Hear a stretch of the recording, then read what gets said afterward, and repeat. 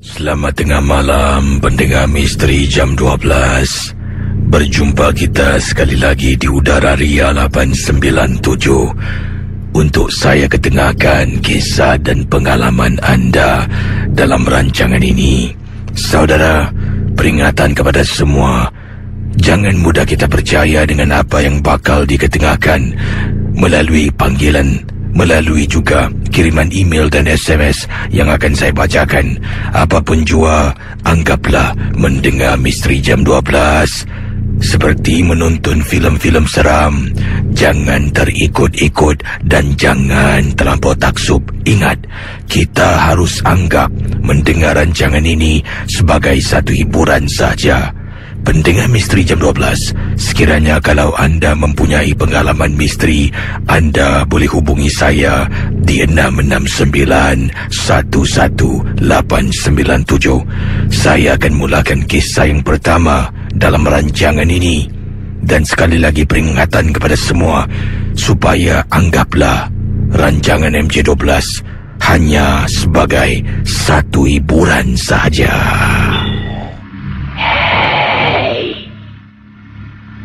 Julie,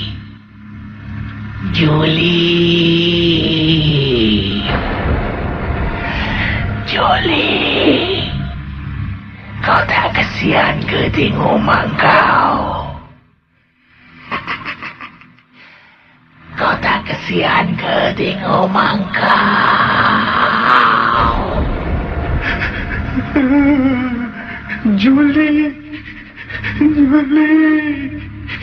Julie, tolong mak, Julie.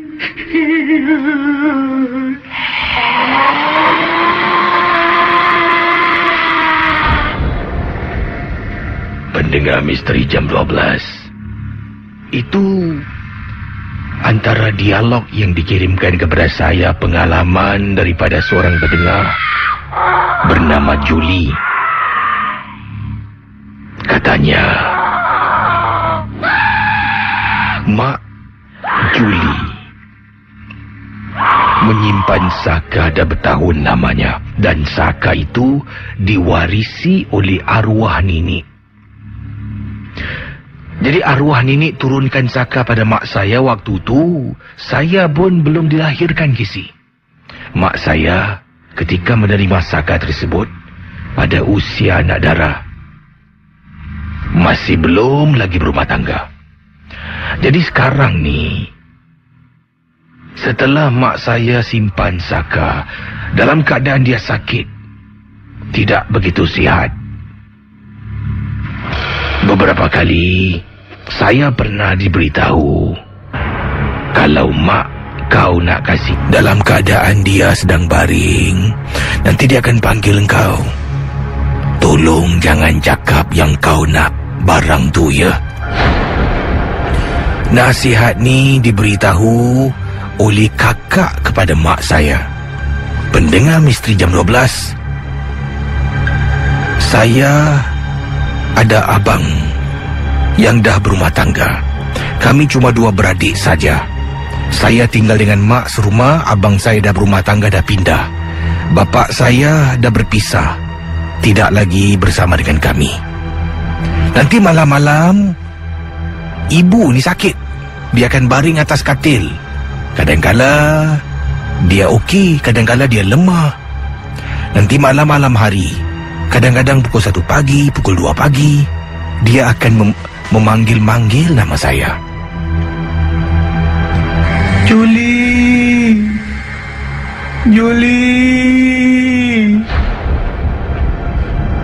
Ya, Mak. Mak panggil Julie, Mak. Ada apa, Mak? Julie, tolong mak lah, Julie. Mak nak kasih kau hadiah, kau ambil lah. Mak dah tak boleh jaga. Kau tolong mak jagalah. Nanti dia jaga kau balik. Hey, Julie, kau tak kesian ke dengan mak kau? Saya akan menangis, campur takut. Saya lari masuk ke dalam bilik, duduk atas katil, menangis sampailah ke pagi. Jadi Casey, bila waktu mak saya ni menjalani proses perubatan bersama dengan salah seorang pakar. Pakar ni panggil saya, Julie, mari duduk sini. Pakar, mak saya, abang saya, Pak Long saya dengan pembantu pakar tersebut dalam rumah kami. Pakar mula baca. Mula-mula mak saya duduk diam, tengok kiri, tengok kanan, main dengan kuku. Kemudian saya dapat lihat tahu, setelah dia main dengan kuku, dia tarik-tarik rambut. Dia tarik-tarik rambut. Tahu-tahu saja mak saya terus dia macam menyanyi.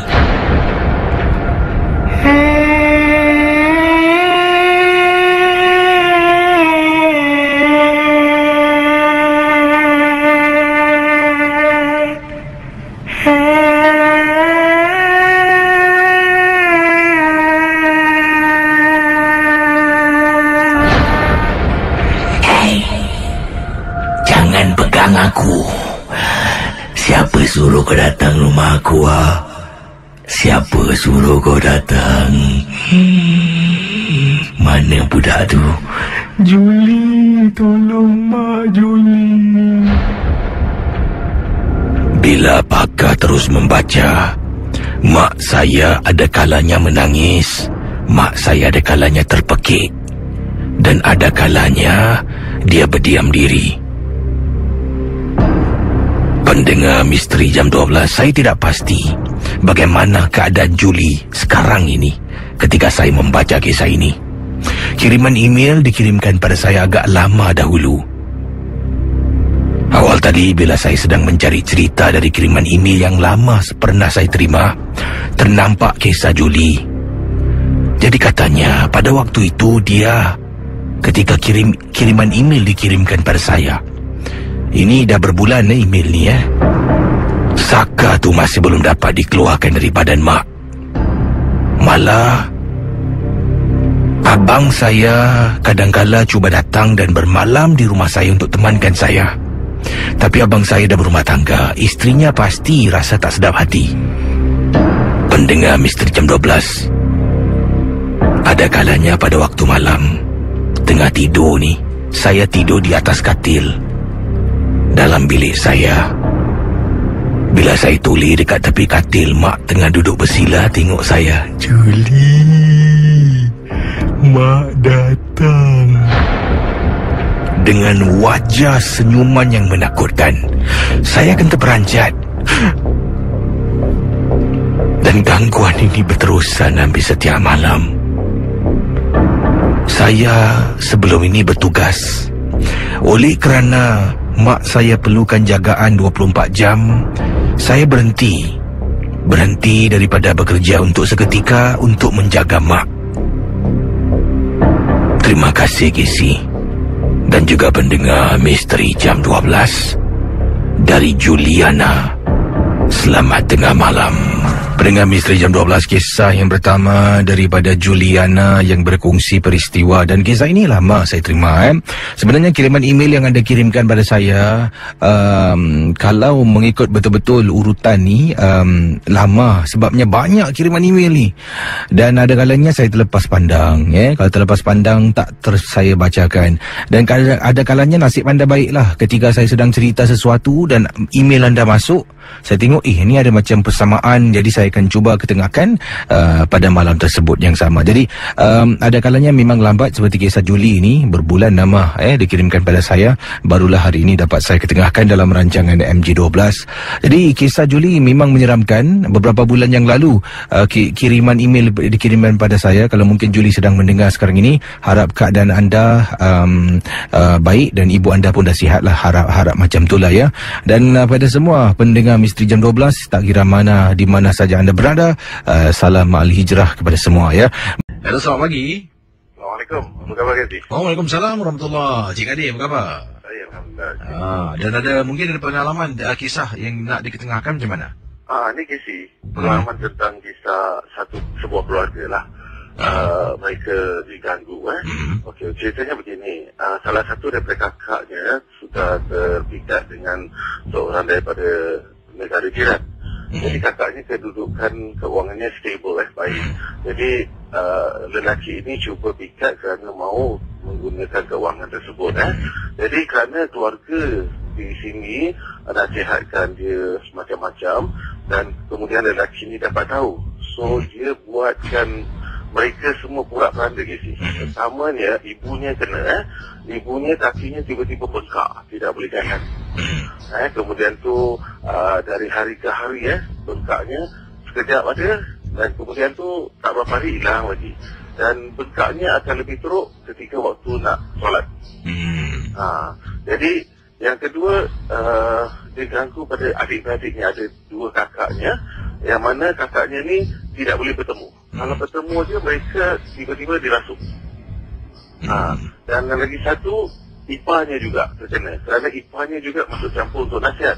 Jadi yang kesiannya apa isi, bila diorang ketiga ni datang nak menziarah ibunya, semua dirasuk. Pura-pura dekat rumah tu. Jadi yang dirasuk tu kesemuanya lelaki, wanita atau macam mana? Semua perempuan. Kakak yang adik-adik perempuannya lah. Jadi mereka diganggu macam itu. So setiap kali diorang nak cengar pergi ke rumah ibunya, nak lihat ibunya, diorang akan pergi bekau dekat sana. Itulah mereka datang ke tempat kami dan cuba kami rawatkan. Dan kami dapat kenal pasti dia datang daripada negara jiran, yang kakaknya, yang perempuan ni punya teman buat. Jadi sekarang dalam peransuran mudah-mudahan dia akan cepat sembuh. Kesian dia nampak macam itu. Jadi diorang tidak boleh temu antara satu sama lain. Bila temu aja, dua-dua kerasuk atau tiga-tiga kerasuk. Dahsyat tu Jadi ini menghalalkan silaturahim mereka. Dan sini ada pertanyaan daripada seorang pendengar yang baru saja kirimkan SMS ni. Datangnya daripada Kak Sal. Kak Salmah katanya Casey boleh tanyakan Cik Adi please. Anak kakak hamil 4 bulan dan kami tinggal di salah sebuah blok di kawasan Masling, kata Kak Salmah. Dan apa yang berlaku, anak kakak seringkali katanya dalam biliknya dia akan ternampak macam ada kepala orang. Walhal kami tinggal di tingkat 7. Adakah benar apa yang nampak oleh anak kakak itu kepala manusia ataupun dia takut dengan bayang-bayang? Boleh Cik Adi tolong jelaskan dan apa yang boleh dilakukan?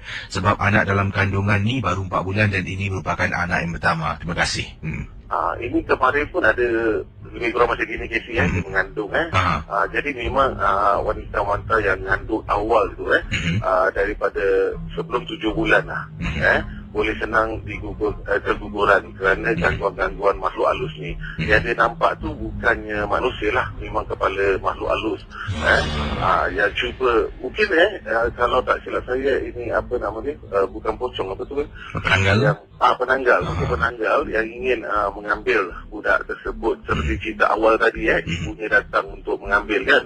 Dia tak ada buka tingkap tu jadi memang sebelum 7 bulan ada banyak masalah yang timbul. So mereka harus berhati-hati. Kalau tidak boleh atasi, pindahlah ke rumah saudara mara yang lain untuk sementara. Sehingga kukuhlah dia punya kandungan. Itulah nasihat Cik Adi dan mungkin itu dari penanggal Saya pernah dengar juga cerita yang sama dekat kawasan yang sama. Katanya ada salah seorang penduduk kat sana pelihara benda ni. Setiap hari-hari tertentu dia akan lepaskan. Tak tahulah jauh mana kebenarannya. Bukan hanya penanggal, ada berbagai benda yang dipelihara daerah sana juga. Seperti yang pernah saya pergi, dia seorang bomo yang handal, dia kata dia juga lepaskan benda-benda ni, jenlot ni semua dia akan lepaskan untuk mencari mangsa-mangsa lah. Sampai dia orang tidak dapat beli makanan yang lebih jadi dia terpaksa keluar untuk cari makanan. Jadi itu dia. Dan terima kasih Cik Adi. Dan mungkin macam mana, ada dalam masa terdekat ni ada tak ekspedisi ke yang boleh? InsyaAllah. Tadi ada cerita-cerita pasal kubu-kubu Hindu kan. InsyaAllah, pasal kita pun dah banyak lama tak buat InsyaAllah lah. Masa terdekat ni mungkin bulan Mac kita akan pergi lah. Nanti saya akan cuba usahakan juga. Terima kasih Cik Adi. Baik. Terima kasih. Assalamualaikum. Waalaikumsalam warahmatullahi. Dan kiriman ini datangnya daripada Ahmad Zakri yang berkongsi peristiwa. Dikatakan di sini, pengalaman yang dialami oleh beliau dan isterinya. Sebenarnya kisah yang dialami oleh Ahmad Zakri, katanya, saya rasa kalau tak silap, saya bermula apabila saya mengajak isteri saya bercuti ketika dia hamil anak yang pertama kami, ya, dan waktu itu isteri saya belum lagi habis first trimester ataupun 3 bulan yang pertama, belum lagi. Jadi dia tidak beritahu bila lebih tepat lagi lah berapa usia kandungan, tapi kurang dari 3 bulan. Saya dengan isteri sebenarnya telah pun bercuti di salah sebuah resort di seberang tambak. Yang peliknya, katanya di sini, gangguan itu bukan berlaku di resort yang kami menginap. Malah di resort itu selama 2 malam 3 hari kami duduk di sana. Tidak ada apa-apa sembarang benda yang menakutkan berlaku. Cuma kata Encik Ahmad Zakri, saya gunakan Encik Ahmad lah. Katanya Encik Ahmad, apabila dia pulang ke Singapura, barulah mula berlakunya sesuatu kejadian di mana saya susah nak percaya. Tapi apakan daya, ini anak yang pertama, saya harus awasi dan menjaga kesihatan isteri. Emosi isteri saya itu amat penting sangat-sangat. Pertama kali bila kami pulang ke Singapura setelah bercuti di salah sebuah resort di seberang tambak selama 2 malam 3 hari KC. Bila balik ke Singapura, malam tu isteri saya kerap kali terbangun. Dia katakan dia mimpi yang mengerikan. Perkara yang dia mimpikan tu seperti dia dikejar oleh sesuatu yang menakutkan. Kemudian dia akan terbangun dan dia akan menangis. Dan pada malam tu 2 kali KC, 2 kali perkara yang sama berlaku.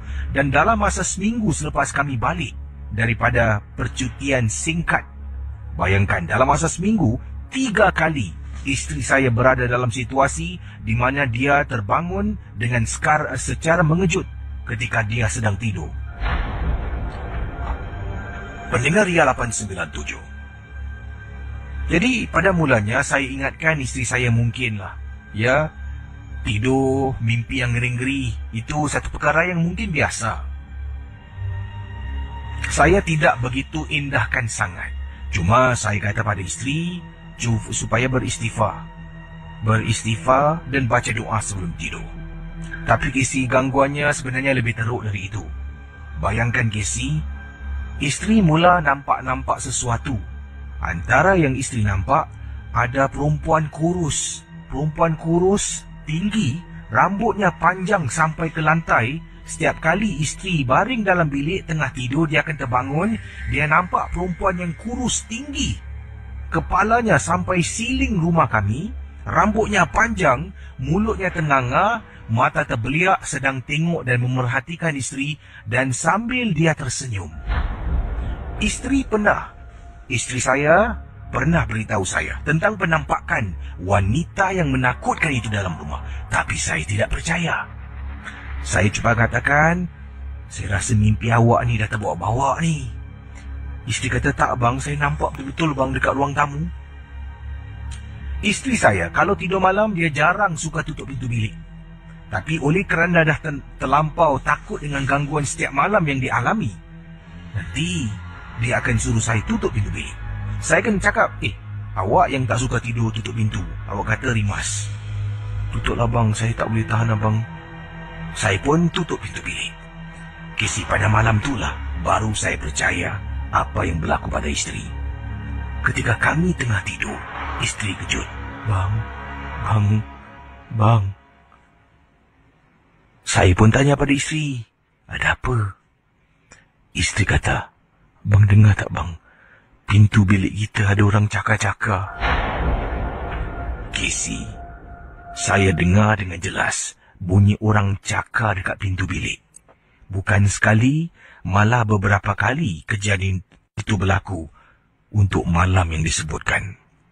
Dipendekkan cerita, katanya Encik Ahmad, saya membawa isteri ke salah sebuah klinik pakar perubatan Islam di Singapura.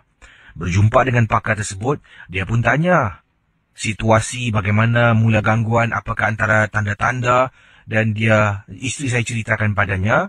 Dan bila kita cuba berbual dengan dia cuba selidik dan ingin ketahui sebenarnya apa yang berlaku, barulah kita faham. Sebenarnya makhluk ini telah pun ikut kami daripada resort Casey. pulang ke rumah kerana isteri saya hamil. Dan bila jumpa dengan pakar, isteri saya dah hamil masuk bulan yang ke-7. Bayangkan Casey. Saya takut apa-apa berlaku pada kandungan. Selepas lebih kurang dah nak dekat 4 bulan lah. Nak dekat 4 bulan setelah kami ni bercuti, baru saya bawa isteri berjumpa dengan pakar, barulah dapat tahu hal sebenar. Terima kasih dan selamat tengah malam. Selamat tengah malam kepada semua para pendengar Ria 897 FM. Terima kasih kepada anda yang sudi bersama dengan saya Casey setiap malam untuk mengikuti kisah-kisah seram Misteri Jam 12. Saudara, seperti yang sering saya ingatkan kepada anda semua, rancangan Misteri Jam 12 sekadar satu hiburan saja. Tidak ada sesiapa yang boleh mengesahkan kebenarannya. Jangan mudah kita percaya dan terikut-ikut dengan apa yang diketengahkan. Sekiranya anda mempunyai pengalaman misteri, anda boleh hubungi saya di 669-11897. 669-11897. Saya akan teruskan dengan kisah yang pertama pada tengah malam ini. Yang ini kisah yang ringkas dahulu sebelum saya teruskan dengan pengalaman selanjutnya yang agak panjang sedikit. Kiriman daripada Kak Alina yang berkongsi peristiwa yang tak dapat dilupakan. Katanya, Assalamualaikum kepada Casey dan juga para pendengar Ria 897. Nama saya Kak Alina. Saya ingin berkongsi satu pengalaman peristiwa yang menakutkan. Kisah ini berlaku apabila saya berada di salah sebuah hotel. Katanya Kak Alina. Hotel ini terletak di Kuala Lumpur, Casey. Jadi kata Kak Alina, sewaktu saya bercuti bersama dengan suami, kakak ada 2 orang. Kedua-dua anak kakak ni tidak ada di Singapura. Mereka berada di luar negara untuk melanjutkan pelajaran. Dan inilah masanya untuk kakak luangkan bersama dengan suami kakak. Bercuti pendek saja di Kuala Lumpur selama... Jadi, percutian ini mengambil masa 3 hari 2 malam. Pengalaman yang tak dapat dilupakan ni, apabila malam yang pertama berada dalam bilik hotel tersebut, kakak ni sedang menonton TV dengan suami lah. Sedang suami duduk di sofa, kakak sedang baring di atas katil. Kemudian, apa yang berlaku? Bilik hotel yang kakak dapat ni adalah non-smoking room. Jadi tidak dibenarkan untuk merokok. Kami nak minta bilik yang merokok, katanya semua dah penuh. Jadi terpaksalah kalau suami nak isap rokok, suami kena keluar, turun ke lantai tak tahulah berapa, ke lantai sana ataupun pergi saja ke kawasan smoking area di lobby dan boleh isap rokok di sana. Jadi pada waktu itu suami sedang duduk di sofa, kakak sedang baring di atas katil lah, sedang menonton TV. Tahu-tahu suami kata pada kakak yang dia nak turun ke bawah untuk isap rokok seketika. Jadi kakak pun benarkanlah. Iyalah, kakak pun tak nak ikut turun ke bawah. Kakak pun kata, abang pergi seorang saya penat lah. Sebabnya seharian kakak dengan suami jalan-jalan, makan, membeli belah dan sebagainya. Jadi sedang duduk dekat dalam bilik hotel tu, sedang menonton TV seorang diri. Suami pun dah keluar. Lat dalam beberapa minit lah Casey. Kakak tak pasti tahu apa yang berlaku. Tahu-tahu suara televisyen, ya, suara TV yang sedang kakak tonton tu, tiba-tiba macam ada orang kuatkan. Makin lama, makin kuat dan kakak nampak tahu ada dekat TV screen tu ada apa ni katanya di sini ada voice volume katanya ada volume yang dikuatkan tu, makin lama makin naik dan makin kuat. Dan apa yang berlaku? Sedang menonton TV tadi, remote control untuk TV tersebut, katanya Kak Lina, kakak letak di sebelah kiri kakak. Di atas katil kakak sedang baring, kakak letak di sebelah kiri, betul-betul sebelah kiri. Sebab kakak ingat, kakak yang tukar saluran. Jadi pendengar Ria 897. Apabila suara TV itu makin kuat dan semakin kuat, kata Kak Alina, biasalah kita akan mencari remote. Terperanjat Casey apabila cari remote sebelah kiri tak ada, sampaikan daripada baring kakak duduk tengok kiri kanan remote, tahu-tahu remote control tu berada betul-betul dekat sebelah televisyen. Siapa yang alihkan? Jadi kakak pun tak nak takutkan diri sendiri. Kakak fikir mungkin suami lah, mungkin suami yang angkat, suami letak tepi untuk tenangkan diri kakak. Pendengar Ria 897, kakak bangun, pergi dekat TV itu, ambil remote dan perlahankan suara. Kemudian taruh dekat sebelah kakak dan benda tu memanglah tak ada apa-apa yang berlaku selepas itu. Tapi Casey, kakak yakin sangat-sangat remote pada TV memang ada di sebelah kakak bila kakak sedang menonton TV dengan suami yang sedang duduk di atas sofa. Siapa yang alihkan tanpa kakak sedari? Terima kasih. Pendengar Ria 897 FM, saya Casey bersama anda dalam rancangan Misteri Jam 12. Ingin saya beritahu anda berkali-kali, ingatlah, setiap kisah hanya satu hiburan. Tidak ada sesiapa yang boleh mengesahkan kebenarannya. Bersama saya kita ada seorang pendengar. Hello, selamat tengah malam. Siapa bercakap? Ya, hello. Sini Nur bercakap. Nur bercakap. Dari mana ni bawa panggilan ni? Dari BK. BK? BK. BK tu mana? Adalah tempat tu. Tempat tu, baiklah. Kita akan teruskan pengalaman Nur yang anda alami, Nur. Ini anda alami sendiri ataupun anda dengar kisah ini dari orang lain? Sendiri. Silakan. Okey, ini baru last week ke, last 2 weeks gitulah. Pergi venture 5 orang. Saya, boyfriend, kakak, dia punya tunang dengan saya punya mak. Jadi kita pergi tempat yang sikit hari tempat New Tio yang rumah kosong tu. Actually memang dah pergi sana Casey, dah banyak kali Casey dah pergi venture. So far kalau pergi sana ada jugalah Tapi kali ni kita pergi 5 orang je. Siapa okey nak katakan mak saya ni umur 70 tahun dah. Dia pun kerja venture. Okey, pergi sana, kita 5 orang, kita sampai sana tiba-tiba hujan rengai. Jadi okey, buat bodoh tak apalah. Jadi kita jalan, kita pusing. Sekali kita berhenti satu blok ni kan. Okey, kita dah 1 jam juga lah kita jalan pusing-pusing kan. Jadi okey, kita berhenti rehat apa kita sayangkan mak saya kan. Jadi okey, kita duduk bawah kolong tu ada kursi bulat pakai AC. Jadi kita duduk kat situ lah. Kita duduk. Jadi saya pun cakap lah dengan saya punya boyfriend ni. Kata orang tu kalau nak betul-betul nak ada powerful nak kena duduk sampai 2-3 jam. Saya cakap saya punya boyfriend gitulah. Sekali saya punya boyfriend kata okey, kata gitu. Kita duduk. Sekali dalam je kita duduk. Sekali macam tak semena-mena macam bunyi macam tak tahu macam bunyi kuku gitu. Macam dia JC kena bersih. Jadi bukan saya dengar, saya punya boyfriend dengar, saya punya kakak dengan dia punya tunang pun dengar. Jadi kita sama-sama tengok lah. Jadi saya pertama mak saya dia pegang kayu kan. Jadi saya ingatkan kita punya mak kenapa main gesek-gesek gitu. Saya cakap, mak lu kayu Cakap tak lu, kata gitu. Jadi kita diam lah. Sekali diam. Sekali sekejap lagi daripada yang part luar tu bunyi macam benda jatuh daripada atas pokok tau. Jadi kira saya punya boyfriend ni okey boleh tahan juga berani dia. Jadi bila benda dah jatuh daripada atas pokok, so kita tunggu duduk kat situ. Jadi dia keluar dia pergi tengok pergi tengok atas pokok apa semua. Tak apa-apa kesih. Jadi terus kita tengok memang ada satu kain putih macam ikat kita tak ingat apa-apa lah. Kita tengok dah lah kita belah lah kata gitu lah.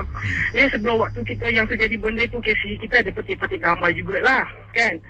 Kita tu okey dah, kita dah balik apa semua. Sekali besoknya bila kita tengok gambar tu balik kan, benda cekkan tu pak atas pokok yang kita dengar ada benda jatuh tu.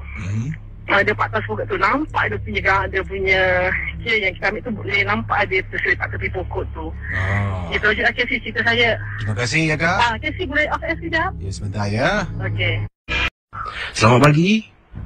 Ya. Ya, siapa bercakap ni? Awi. Awi ada pengalaman misteri yang berlaku? Ada. Silakan Awi. Dulu pernah terjadi pada tahun 2001 saya bekerja di Malaysia. Dan kejadian itu terjadi waktu malam ya. Ini kejadian ini berlaku di tempat anda bertugas ataupun di mana? Di rumah. Oh, rumah anda. Jadi anda menetap di Malaysia dululah. Memang saya orang Malaysia tapi bekerja lagi selain tempat lah. Okey. Jadi sekarang ini bertugas di Singapura? Betul, Singapura. Jadi dulu ketika anda bertugas di Malaysia, di rumah anda atau apa yang berlaku?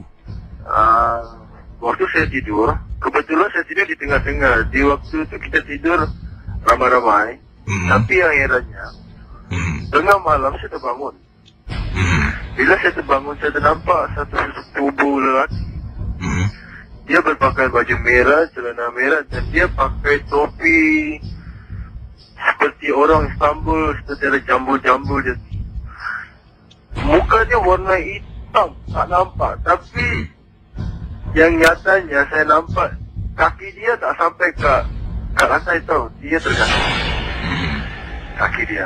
Waktu itu saya dah tak boleh bergerak, dah tak boleh bernapas, dah setengah mati dah. Dah betul-betul dah tak boleh, dah cakap pun, dah kasih bangun kawan pun tak boleh gerak, dah kena hikmat. Nasib baik saya pernah belajar daripada keluarga saya waktu dulu gimana mengatasi makhluk seperti ini. Alhamdulillah akhirnya saya terlepas daripada cengkaman di makhluk itu. Kebesokan harinya saya bertemu dengan kawan saya cerita, dan ternyata rumah yang kami tinggal yang dah berapa lama dah kosong, adalah makhluk ini tinggal di rumah itu, dan kami telah membuat bising di waktu malam, dan makhluk ini marah macam tu. Dan akhirnya kita pindah rumah lah, kita tak nak tinggal. Jadi sebelum anda tinggal rumah tu dah memang kosong sekian lama lah. Memang kosong, dah lama tak ada orang buat tinggal. Jadi bila datang macam mendadak tu, benda tu marah lah. Dia marah kerana kita buat bising malam, main gitar, kita bujang kan.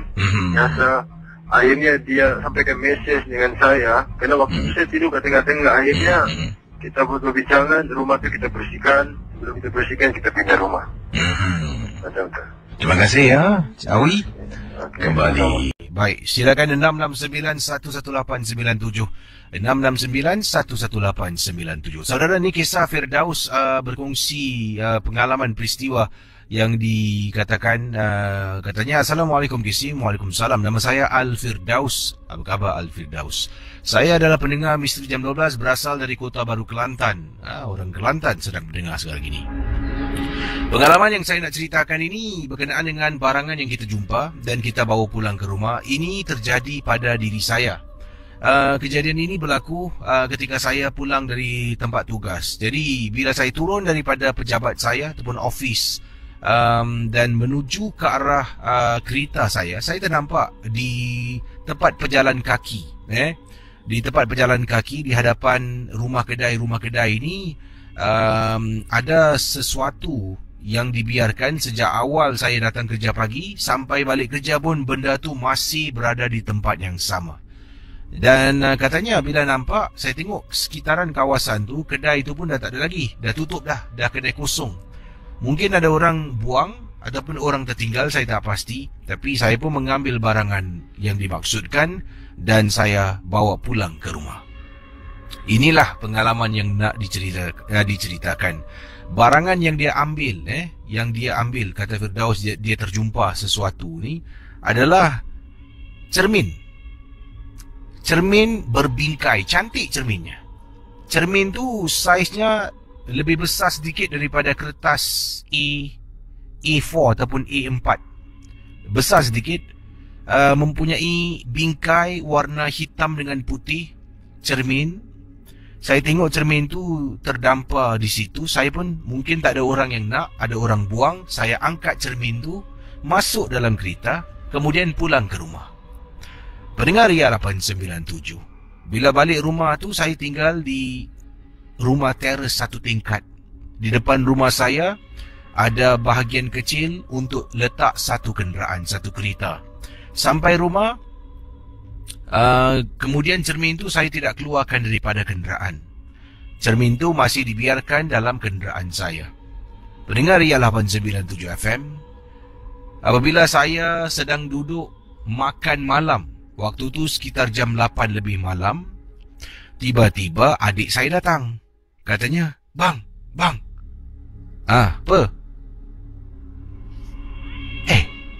Dekat kereta engkau, dekat belakang tu, ada orang duduk. Saya pun marah adik saya. Kau ni jangan nak takut-takutkan orang. Nanti kena dekat engkau, baru kau tahu. Sumpah bang, abang pergi tengok tempat duduk belakang. Ada orang tengah duduk. Saya pun malas nak layan. Nanti aku tengoklah. Adik saya pada malam tu, tiba-tiba katanya di sini, menjadi takut sangat-sangat. Saya tak nak layan, tak ada masa. Jadi saya pun duduklah dekat ruang tamu. adik saya waktu tu dah masuk tidur dah. Sebabnya keesokan hari dia sekolah, jadi dia tidur lebih awal dari saya. Tengah duduk dekat ruang tamu sambil-sambil tengok TV, saya tukar saluran.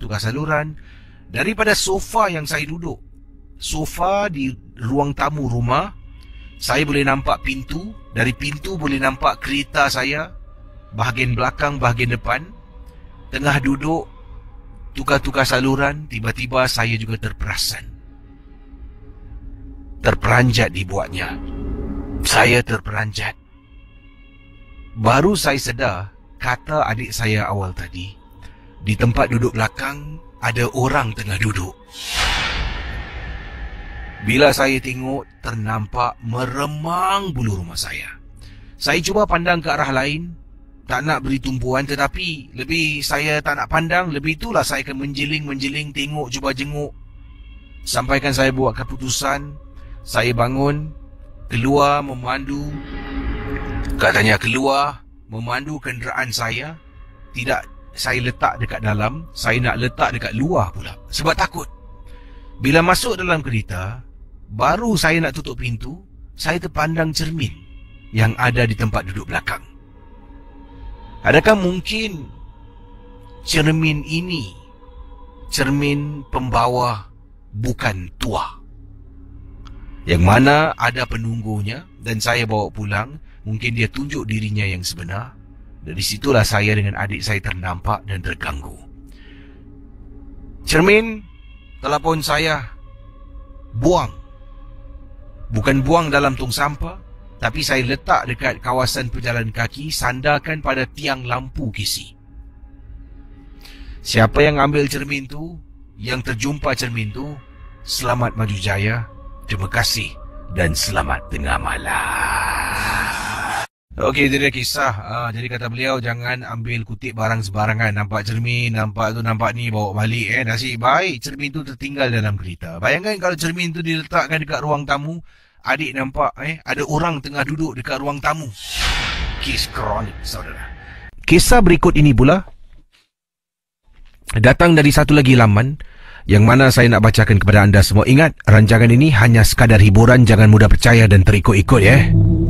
Jadi satu lagi kisah di sini. Anda bayangkan, seorang gadis histeria untuk beberapa bulan, diserang histeria setiap malam untuk beberapa bulan, sampaikan ibu dengan ayah tidak tahu nak buat apa dan hampir-hampir menyerahkan gadis ini ke hospital sakit jiwa kerana sudah berbulan-bulan berusaha mendapatkan rawatan yang betul tetapi tidak berjaya. Dan akhirnya sebelum langkah terakhir untuk menghantar anaknya ke hospital sakit jiwa, sakit mental, dia nekat dan tekad berjumpa dengan seorang lagi tukang ubat yang disarankan oleh kakak iparnya. Pada saya, katanya, ini semua hanya satu lagi jalan buntu. Oleh kerana kakak ipar saya bersungguh-sungguh, saya buat jugalah. Memang dah tak nak buat dah. Jangan cakap tukang ubat, bomo, apa jua pun dah jumpa. Tetap tidak berjaya kisi.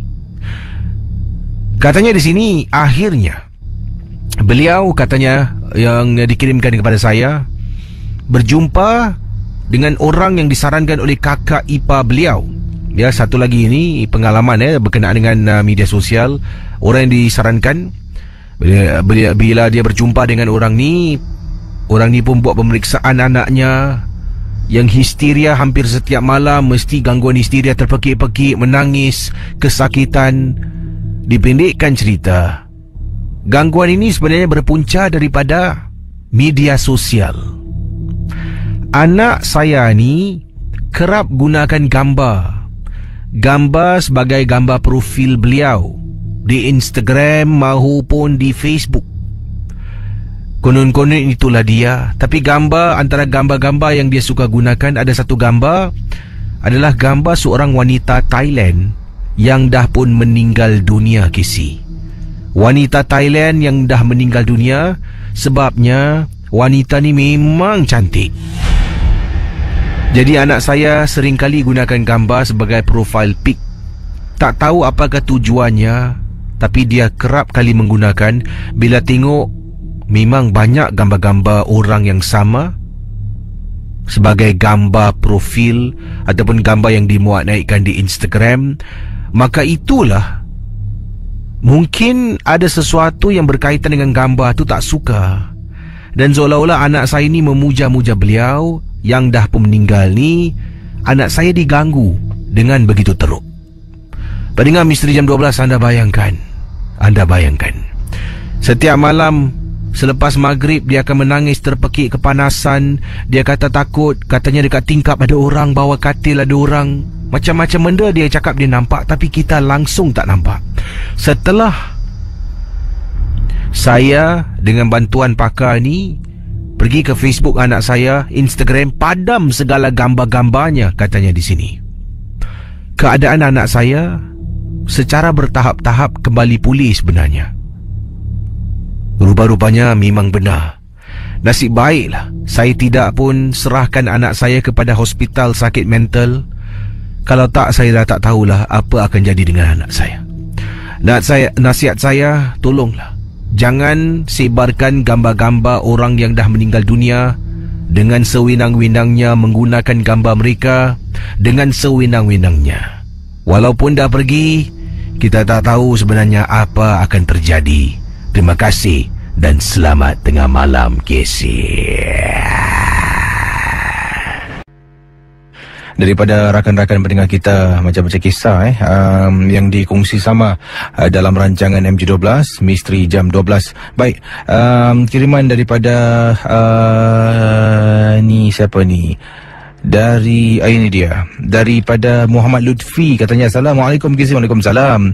Saya ni peminat MJ12 dari Sekolah Menengah Kebangsaan SMK Temasek Utara.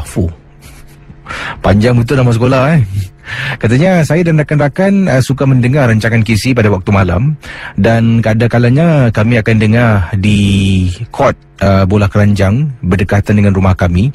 Nanti kami akan bawa radio kecil, buka Misteri Jam 12. Paling ramai pernah dengar rancangan KC dekat court bola keranjang ni adalah seramai 7 orang. Nanti kami akan duduk sambil bawalah makanan bersama dan akan mendengar. Ada kalanya rasa seram juga, dan ada kalanya hanya kami berdua ataupun bertiga dapat mendengar. Setelah rakan-rakan yang lain tidak dapat bersama dengan kami atas sebab-sebab tidak dibenarkan keluar oleh ibu bapa mereka. Jadi kisah yang nak diceritakan ni pada satu malam tu, katanya Lutfi, saya dengan 2 orang teman sedang mendengar rancangan Misteri Jam 12. Dan tiba-tiba seorang teman ni terus memandang ke arah saya sambil dia beliakkan mata. Jadi saya pun tanya, kenapa dengan kau? Tanya saya kepada teman yang beliakkan mata. Lepas tu dia angkat jari telunjuknya, dia tunjuk pada telinga, suruh saya dengar dan suruh teman seorang lagi dengar. Ada dengar apa-apa tak? Dia tidak bercakap, hanya beri isyarat. Jadi saya dengan teman cuba senyapkan diri dan cuba konsentrasi apa yang mereka dengar, apa yang teman saya dengar. Saya tanya, saya angkat bahu saya, katanya Lutfi yang angkat bahu menunjukkan apa yang kau dengar. Teman saya angkat lagi jarinya, suruh dengar lagi betul-betul. Pendengar Misteri Jam 12 sedang duduk ni, saya dengan 2 orang rakan yang pertama saya inilah yang menegur, dia yang dengar dulu. Casey dengar suara perempuan sayu sangat-sangat sedang minta tolong. Suaranya jauh. Walaupun jauh, tapi dapat dengar suara yang minta tolong sayu pada malam tersebut.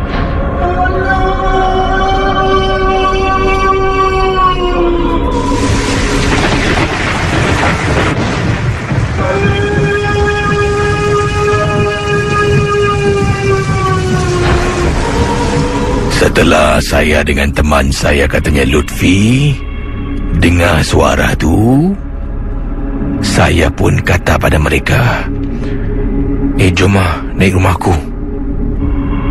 Jom naik rumahku. Katanya Lutfi. Saya dengan 2 orang teman terus berdiri, radio tu kami matikan. Tak dapat dengar lagi lah MJ12 ni. Kita jalan menuju ke kolong blok rumah.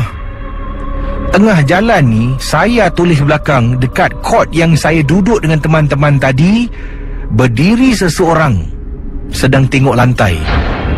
Ya Allah, Kisi.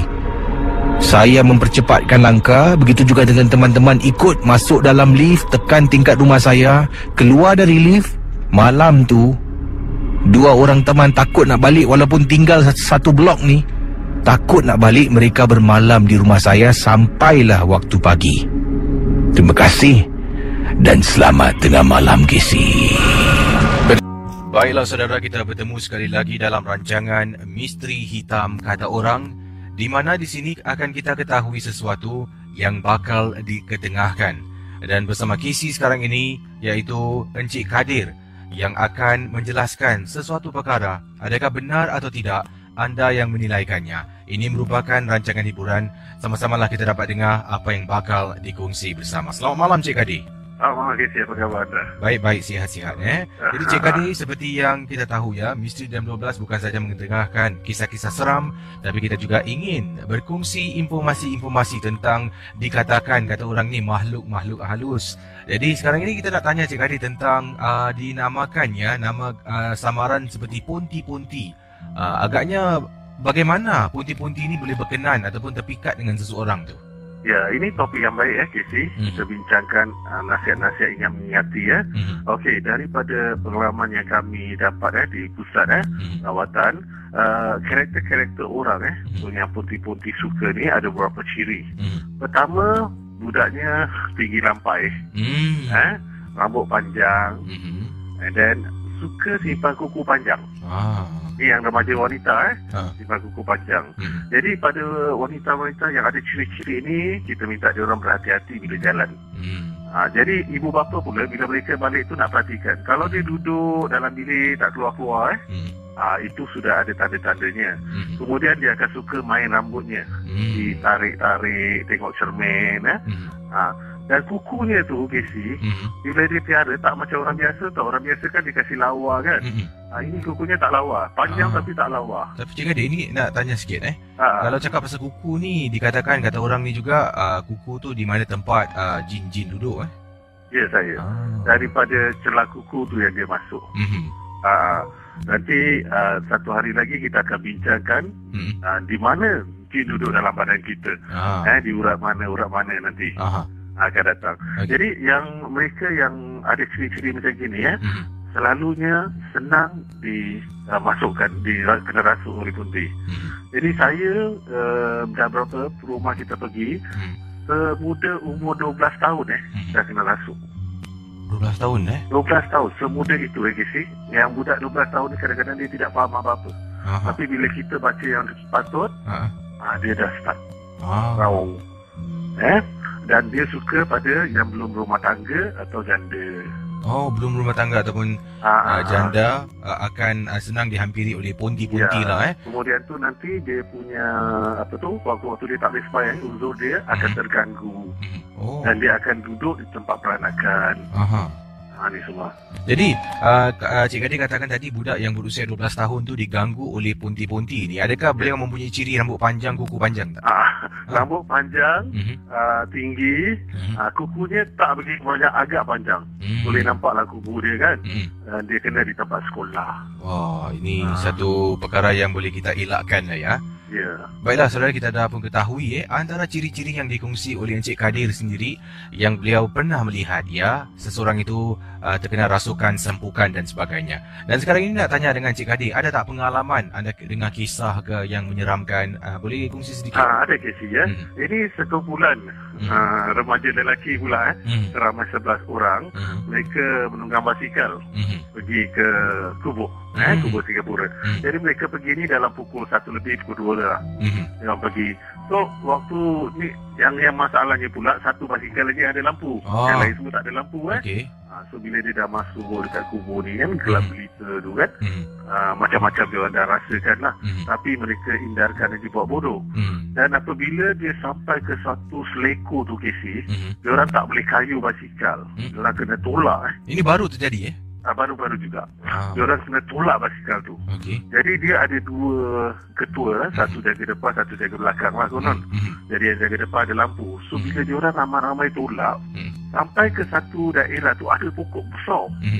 Dekat tepi kubur ni, pokok besar. Dan 11 orang tu nampak Casey, dia semacam cahaya flash keluar 2 kali. Kalau kita cakap tu macam dekat traffic light camera tu, 2 kali dia petik. Jadi mereka dah tidak buka dah bulu roma sudah berdiri. So dia cakap, jadi takkan kamera kan?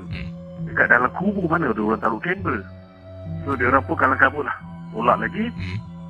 Sampai satu tempat dia orang rehat. Dan 2 orang ni, dia orang pergi ke satu kubur untuk baca yang sepatutnya lah.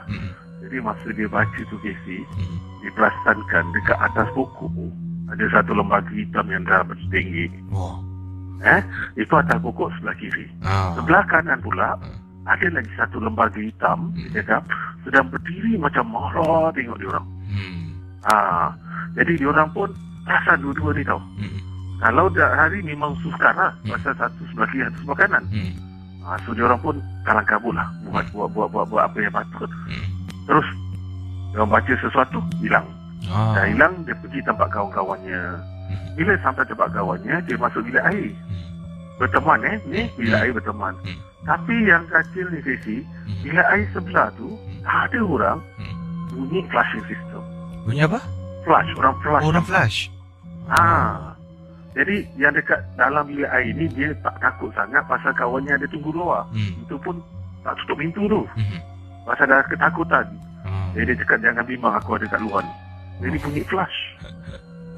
Kemudian tu bila dia sampai tempat yang nak bersolat tu, dia dengar bunyi orang berdehem, bunyi orang batuk. Tapi bila mereka tengok, tak ada orang langsung. Langsung tak ada orang. Ini betul-betul Ini yang buat mereka kalang kabut lah, terus balik. Jadi itu dia kisah yang telah pun dikongsi oleh Cik Kadi, pengalaman sekumpulan anak muda yang pergi ekspedisi di salah sebuah tanah perkuburan di Singapura dan mereka telah pun dapat lihat dengar pelbagai benda-benda yang seram. Sekarang Cik Kadi, sebelum kita akhiri, nak sentuh sedikit tentang semalam saya ada kongsi sebuah artikel Keratan Akbar di mana wanita ini telah pun mendapatkan satu perkhidmatan untuk memanjangkan rambutnya, extension, dan rambut yang digunakan tu bukanlah rambut yang palsu tapi rambut asli manusia. Dan setelah beliau dapatkan extension tu, beliau rasa-rasa bila lihat di cermin tu seolah-olah bukan macam wajah beliau, wajah orang lain lah. Jadi dikatakan rambut yang digunakan tu adalah rambut orang. Adakah boleh tak kemungkinan terjadi rambut itu digunakan rambut orang yang dah mati dan orang tu kembali dalam hidupnya untuk menghantuinya? Memang ada banyak terjadi Casey perkara-perkara seperti ini. Kerana satu, seperti kita cakap, selalunya mereka tidak dapat izin daripada tuan yang punya. Dan kita tidak tahu tuan yang punya ni meninggalnya cara apa. Jadi bila kita ambil barang dia, dia rasa kita panggil dia. Seperti yang saya ingatkan tempoh-tempoh hari, kalau kita jumpa gambar ke apa-apa benda dekat bawah blok atau di laut, kita ambil, dia akan ikut. Ambil dekat rambut ni, ambil, dia akan ikut. Jadi ini yang bikin bahaya dia. Jadi dinasihatkanlah. Saya pernah semalam mengatakanlah, kalau boleh kalau bawa anak-anak kecil pergi ke tepi pantai, sebelum pulang tu periksa poket semua. Itu selamat periksa korek poket semua, tak ada benda, baru pulang. Takut nanti dia terbawa pulang kanak-kanak ni bukan tahu apa-apa kan. Jadi kita akan kembali lagi bersama dengan Cik Kadi. Dan sekali lagi untuk anda yang sedang bersama kami, ini hanya rancangan hiburan. Yang penting sekali anda telah pun ketahui sesuatu, dan Cik Kadi akan terang lebih lanjut tentang apa kalau kita akan bertemu sekali lagi dalam ruangan Misteri Hitam Kata Orang ni. Di mana duduknya jin di dalam badan kita. Jangan ke mana-mana, bersama Kisi dalam Misteri Jam 12. Terima kasih Cik Kadi. Terima kasih. Assalamualaikum. Waalaikumsalam. Baik saudara, silakan 669-11897, 669-11897 berkongsi kisah dalam rancangan MK12. Yang ini satu lagi kisah ringkas ingin saya bacakan. Ini datang daripada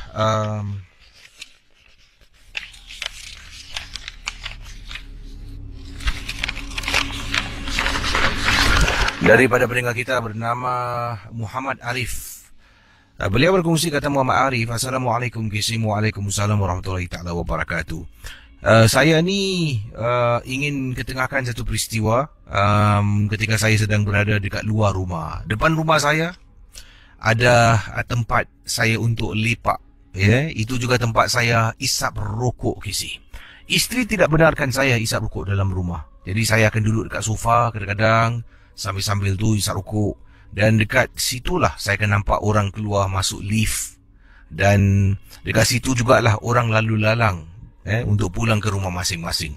Jadi boleh saya gambarkan kepada Casey, keadaan depan rumah saya ni ada 2 unit rumah, kiri dengan kanan. Di sebelah saya ada 1 unit rumah. Jadi ia berbentuk seperti 4 segi. Dipendekkan cerita, satu hari ini saya tengah duduk, tengah isap rokok. Tiba-tiba saya nampak lift. Pintu lift ni terbuka. Bila pintu lift terbuka, boleh nampak tau dalam tu ada orang ke tak ada. Jadi sampai dekat tingkat 5 rumah saya ni, pintu lift terbuka. Dan seperti biasa kita akan rasakan akan ada orang keluar dari lift. Pintu terbuka, tak ada orang keluar. Yang hairan, selalunya hanya selepas mungkin beberapa saat atau minit lah, pintu tu akan tutup balik. Ini saya duduk, selagi saya duduk, saya tenung, pintu lift tu tak tutup, Casey. Masih terbuka. Jadi lift ni, dah sampai tingkat 5, dia terbuka pintunya. Dalam beberapa saat, selalu pintu akan tutup, dia akan turun balik tingkat 1, tapi tidak. Jadi lama-kelamaan, lampu dalam lift tu mati, terpadam dengan sendirinya. Sebabnya ini mungkin antara ciri-ciri untuk selamatkan tenaga lah, kegunaan tenaga. Jadi lampu tu matilah dengan sendirinya. Bila lift tu gelap, saya tengah isap rokok, tengok dalam lift tu, tengok. Tiba-tiba saya nampak macam ada orang sedang memerhatikan saya daripada dalam lift yang gelap. Saya pun angkat kaki, matikan rokok saya, letak dekat ashtray. Saya masuk dalam rumah, tutup pintu, Casey. Itu pengalaman yang diceritakan. Betul, Casey. Saya nampak katanya di sini seperti ada orang sedang memerhatikan saya dalam lift yang gelap dekat tingkat 5 rumah saya. Ada yang kata, Casey, seram betul suara Joan tadi, Casey. Tolonglah, Casey, jangan putarkan. Dan namanya Misteri Jam 12, Bagaimana? Tak perlu ke saya putarkan? Apa pendapat pandangan anda?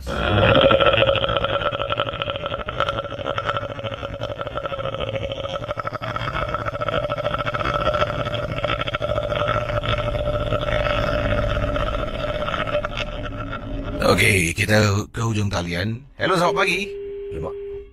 Baik, silakan 669-11897. Pemanggil kita yang terakhir pada malam ini dipersilakan 669-11897. Last. Hello, selamat pagi. Selamat pagi, Casey. Siapa bercakap ni? Brother Joe. Brother Joe, panggilan dari mana? Brother Joe dari utara Singapura. Dan pengalaman saya anda? Saya baru habis balik bekerja sebagai Grab car. Wah, ini pengalaman anda ada kaitan dengan pekerjaan? Sedang bertugas? Tidak. Tapi kejadian waktu saya tinggal di Punggol dulu. Punggol waktu tu, masa tu tahun 2000. Oh, itu lama tu Saya first batch. Wah, tahun 2000 Punggol banyak rumah belum naik pun, masih ada hutan-hutan lagi. Hutan belantara. Kalau durian tu kat hutan-hutan tu besar-besar. Wah. Betul. Jadi ada duduk dekat kawasan Punggol mana lebih tepat lagi? Punggol Central. Punggol Central. Itu dekat dengan rumah Matilda kan? Inilah saya nak cerita pasal Matilda House. Silakan pengalamannya, silakan. Okey. Ini cuma rekayasa apa yang saya nampak mungkin betul atau tidak. Ia sebagai satu mistik waktu tu dengan kawan-kawan saya, kita meronda dengan 3 orang kawan saya. Hello. Ya, silakan teruskan.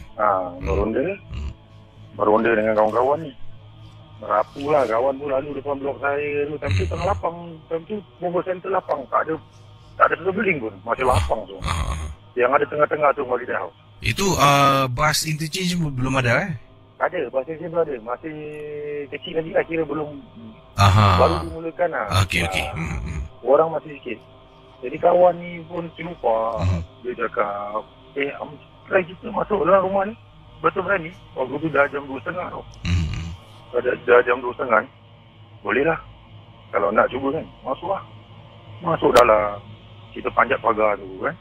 Panjat pagar tu lah. Cuma saya cakap, apa-apa jangan lari kan. Takut nanti pasal ada kayu-kayu yang dah rapuh, takut tutup kaki kan. Bahaya kan. Ya ke si? Jadi Kita masuk, bila kita dah masuk tu, bilik tidur dia besar tau. Bilik tidur besar tu, kosong. Toilet dah ada pasang. Kali saya nyalakan lah handphone tu. Kan, pakai lampu tu lah. Nyalakan handphone. Bila saya masuk, pasal direct ke dalam tau. Toilet dia ke dalam. Bila saya toleh ke kanan ke dalam. Kanan ke dalam, saya dah nampak macam alamak yang KC cakap dua orang tengah tangkung lah. Gitu. Ini mata saya betul tak betul kan. Saya terus jalan lah. Kawan saya belakang saya, dia suluh. Dia dah terkejut, dia lari lah. Saya takut dia, jangan lari, saya cakap dia. Saya takut apa tau, kalau lari nanti kalau saya pijak kayu, pasal ada kayu reput-reput lah. Itulah ada dalam kabut. Dalam kabut muka dah pucat-pucat dia. Pelan-pelan kita keluar tempat tu. Jadi dia tanya saya, kau nampak apa yang kau nampak? Aku cakap dengan kau apa? Kau jangan lari kan.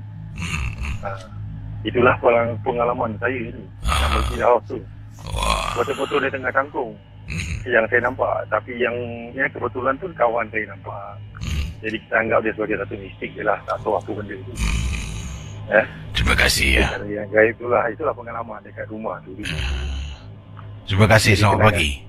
Terima kasih. Terima kasih. Kembali. Punggol tahun 2000 memang estate perumahan. Belum lagi banyak bangunan yang didirikan. Masih banyak lagi semak samun hutan-hutan. Ya, seram.